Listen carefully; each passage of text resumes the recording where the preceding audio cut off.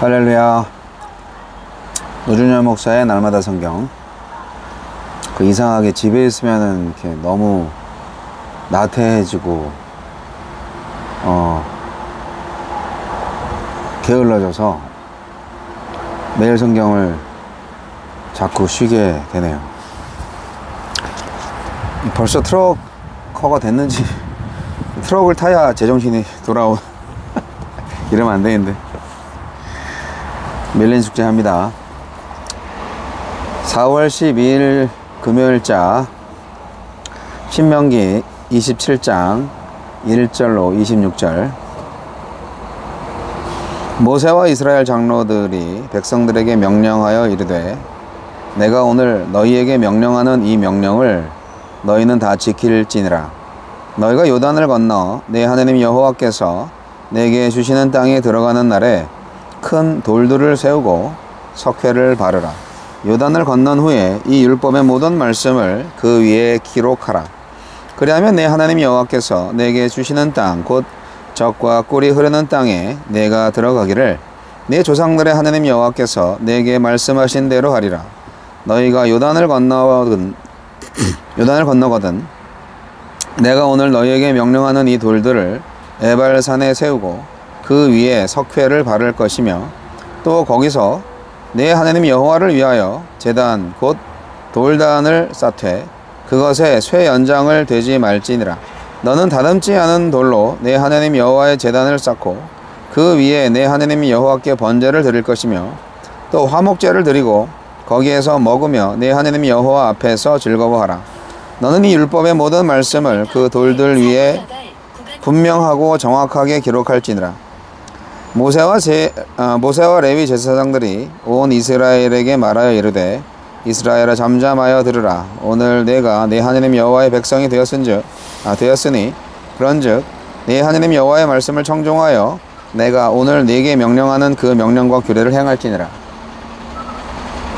모세가 그날 백성에게 명령하여 이르되 너희가 요단을 건넌 후에 시므온과 레위와 유다와 이사갈과 요셉과 베냐민은 백성을 축복하기 위하여 그리심 산에 서고 르우벤과 갓과 아셀과 스불론과 단과 납달리는 저주하기 위하여 에발산에 서고 레위 사람은 큰 소리로 이스라엘 모든 사람에게 말하여 이르기를 장색의 손으로 조각하였거나 부어 만든 우상은 여호와께 가증하니 그것을 만들어 은밀히 세우는 자는 저주를 받을 것이라 할 것이요 모든 백성은 응답하여 말하되 아멘 할지니라.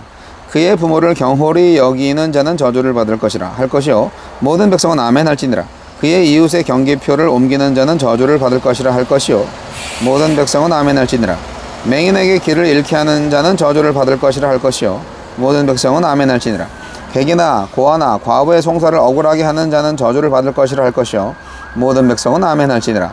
그의 아버지의 아내와 동침하는 자는 그의 아버지의 하체를 드러냈으니 저주를 받을 것이라 할 것이요 모든 백성은 아멘 할지니라. 짐승과 교합하는 모든 자는 저주를 받을 것이라 할 것이요 모든 백성은 아멘 할지니라. 그의 자매 곧 그의 아버지의 딸이나 어머니의 딸과 동침하는 자는 저주를 받을 것이라 할 것이요 모든 백성은 아멘 할지니라. 장모와 동침하는 자는 저주를 받을 것이라 할 것이요 모든 백성은 아멘 할지니라. 그의 이웃을 암살하는 자는 저주를 받을 것이라 할 것이요 모든 백성은 아멘 할지니라. 무죄한 자를 죽이려고 뇌물을 받는 자는 저주를 받을 것이라 할 것이요 모든 백성은 아멘 할지니라. 이 율법의 말씀을 실행하지 아니하는 자는 저주를 받을 것이라 할 것이요 모든 백성은 아멘 할지니라. 언약을 갱신하라. 가나안 땅에 들어가면 이스라엘 백성은 하나님과 맺은 언약을 갱신하는 의식을 거행해야 합니다. 모세가 그 의식 절차를 알려줍니다. 하나님은 아무리 은밀하게 저지르는 죄라도 다 아십니다. 언약 갱신의 마지막 의식은 저주 선포입니다. 이스라엘 백성이 그리심산과 에발산에 나누어 선 뒤 레위인은 12개의 언약 위반 사례를 크게 읽고 저주를 선포하면 모든 백성은 아멘으로 동의해야 했습니다. 그런데 열거된 사례를 살펴보면 주로 겉으로 드러나지 않는 범죄들입니다. 죄가 은밀하여 공동체의 징계를 피할 수 있어도 하나님의 저주는 피할 수 없습니다. 사람들이 모른다고 회개하지 않고 덮어둔 죄가 있습니까? 모든 것을 아시는 하나님 앞에 솔직하게 고백하고 그 죄에서 돌이켜야 합니다. 하느님의 백성은 말씀의 백성입니다. 이스라엘 백성은 요단강을 건너 가나안 땅에 들어가면 에발산의 영원을 상징하는 큰 돌들을 세우고 석회를 바른 후 그 위에 언약의 내용인 율법을 기록해야 했습니다. 이는 이스라엘 백성에게 가장 중요한 일이 바로 하느님의 말씀을 기록하고 기억하여 준행하는 것임을 보여줍니다. 그 다음에는 자연석으로 제단을 만들어 가장 수식적인 제사인 번제와 가장 수평적인 제사인 화목제를 드림으로써 율법의 핵심인 하느님 사랑과 이웃 사랑을 표현해야 했습니다. 하느님의 백성이 교회 공동체가 가장 우선시하고 힘써야 할 일은 말씀 중심의 공동체를 이루고 말씀의 사람을 세우는 것입니다. 하느님이 언약 백성에게 기대하시는 것도 높은 건물이나 화려한 예배당이 아니라 말씀을 듣고 배우며 그대로 사는 삶입니다. 우리는 순종의 길과 불순종의 길 사이에 복과 저주의 갈림길에 서 있습니다. 이스라엘 백성은 요단을 건넌 후 그리심산과 에발산에 나뉘어 서서 순종에 따르는 복과 불순종에 따르는 저주의 선언을 들어야 했습니다. 이로써 가나안 땅에서 선택하는 삶에 따라 전혀 다른 결과를 맞게 될 것임을 마음에 새겨야 했습니다. 우리는 날마다 매 순간 순종과 불순종의 갈림길에 섭니다. 좁고 험난한 순종의 길과 넓고 편안한 불순종의 길 앞에서 선택해야 합니다. 길의 시작에서 보이는 것 말고 길의 끝에서 맞이할 것을 바라보며 선택해야 합니다. 주여, 날마다 말씀을 마음에 새기며 삶의 은밀한 자리에서도 하느님의 말씀에 순종하게 하소서. 네. 모세가 율법 선포를 마치고 율법 준수를 명령합니다. 모세는 율법 준수를 넘어 율법 기록을 명령하고요. 그래서 이스라엘은 가나안 땅에 들어가서 돌을 세우고 석회를 바른 후에 율법의 모든 말씀을 기록해야 합니다.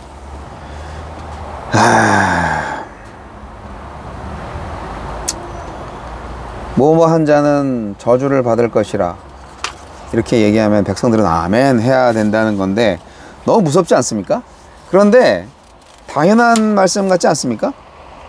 그렇게 하지 말라는 거잖아요. 그만큼 이스라엘은 죄에 아주 민감한 민족이에요. 가나안 땅에 들어가면 말이야 율법을 큰 돌에 석회를 발라가지고 그 위에 새겨. 기억하라 이거죠. 그거를 에발산에 세우고 또 다듬지 않은 돌로 제단을 만든 다음에 거기에다가 번제와 화목제를 드려. 이렇게 모세가 하나님의 말씀을 대언하면서 백성들이 그 말씀에 순종하는 것을 원합니다. 말씀에 순종이 있어야 예배가 이루어지는 거고요. 예배가 되어야 이제 하나님과 백성 사이에 만남과 교제가 이루어지는 것이죠. 돌에 율법을 새기라는 것은 절대 지워지지 않게 하라는 거잖아요. 근데요, 문자적인 순종이 아니고요. 그야말로 하느님의 사랑까지 헤아려서 마음으로 우러난 순종을 해야 되는 거예요. 억지로 하는 게 아니라 정말 하느님을 사랑하는 마음으로, 그리고 하느님의 사랑을 믿는 마음으로 순종을 해야 되는 거죠. 그게 가장 좋지 않을까요? 모세는 이렇게 율법을 선포하고 복과 저주를 선포하라고 얘기했습니다. 가나안 땅이요, 무조건 행복을 보장하지 않습니다. 거기에는 온갖 유혹과 죄의 위험이 도사리고 있어요. 그래서 가나안 땅에 들어가면 절대적으로 하나님의 말씀만을 순종해야 살아남을 수가 있습니다. 그런데 가나안의 문화에 동화되면 처음에는 그게 훨씬 더 복이 있는 것처럼 보이죠. 그래서 다 넘어가죠. 처음에는. 그러지 말라는 거죠. 그것을 처음부터 하나님은 알고 계셨습니다. 경고하신 거예요. 들어가기 전에서부터 모세를 통해서 이스라엘 백성들한테 그냥 구구절절 말씀하고 있는 겁니다. 물론 우리는 결과를 알죠. 그럼에도 불구하고 이스라엘 백성들은 가나안 땅에 들어가서 열심히 죄를 짓고 삽니다. 바로 우리들처럼 말이죠. 가나안 땅에 가면 그야말로 우상숭배 천지인데 결국 같이 우상숭배 하는 거죠. 에휴.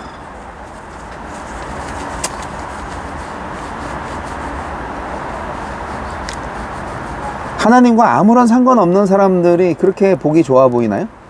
그들의 성공이 그렇게 부럽습니까? 하나님은 축복보다 저주를 받을 상황을 먼저 선포하게 하십니다. 지파씩 에발산과 그리심산에 딱딱 서게 해가지고 어떤 경우에 각각 복과 저주를 받는지를 직접 선포하게 하셨는데요. 하나님은 이제까지 얼마나 당신이 신실하셨는지를 알려주십니다. 내가 얼마나 믿음직한지 알지 않냐 너희들이. 그러니까 앞으로 될 일에 있어서도 내 말을 잘 들으면 어떻게 될 것인지 너희들 분명히 알지? 이렇게 말씀하고 있는 겁니다. 가나안 땅에 들어가는 것만으로는 개과천선하지 않습니다. 말씀에 순종하는 노력이 있어야 합니다. 예배당 안에 들어갔다고 다 크리스찬 되는 거 아니잖아요. 친구한테 전도를 받아서 예배당 안에 들어가서 예배 몇 번 드렸다고 해서 다 구원받는 것도 아니고 다 선한 사람 되는 것도 아니잖아요. 우상을 만들고 부모를 멸시하고 근친상간을 범하고 살인하는 자들이 생기고 경계표를 옮기는 사람들이 생기고 무죄한 자를 죽이려고 뇌물을 쓴 자들을 예상하셨습니다. 그런 자들에게는 어떻게? 저주가 임할 것이다. 그렇게 경고하고 있습니다. 그런 사람들은 하나님의 성품에 맞지 않는 사람이고요. 자기들이 받은 은혜를 완전히 망각한 사람들이고요. 가나안 문화에 동화된 사람들입니다. 이들은 결코 하나님의 백성이 될 수 없습니다. 오늘날 개신교인들이 이 말씀을 들을 때 얼마나 행위가 중요한지 아시겠어요? 행위가 없는 말로서의 믿음은 아무런 소용이 없다는 것을 아시겠어요? 행위에 대해서 이런 행동을 했을 때 저주를 받을 것이라고 말씀하시는 거 아니에요? 너는 이렇게 고백할지니라, 아멘 할지니라. 그것까진 좋아. 근데 아멘을 했다 할지라도 이런 죄를 저지르면 어떻게 된다고요? 결코 하나님의 백성이 될 수 없는 거예요. 말만 앞세우고 행위가 없는 오늘날 개신교인들 반성하시고 참회하시고 깊이 생각하셔야 됩니다. 진정 우리들이 받은 구원이 어떤 구원인지, 우리들이 고백한 고백은 정말 고백인지, 진실한 고백인지, 나 스스로를 속이는 착각이나 또는 거짓 고백이 아닌지, 아니면 행위로 증명하라고요 라는 하나님의 말씀이었습니다.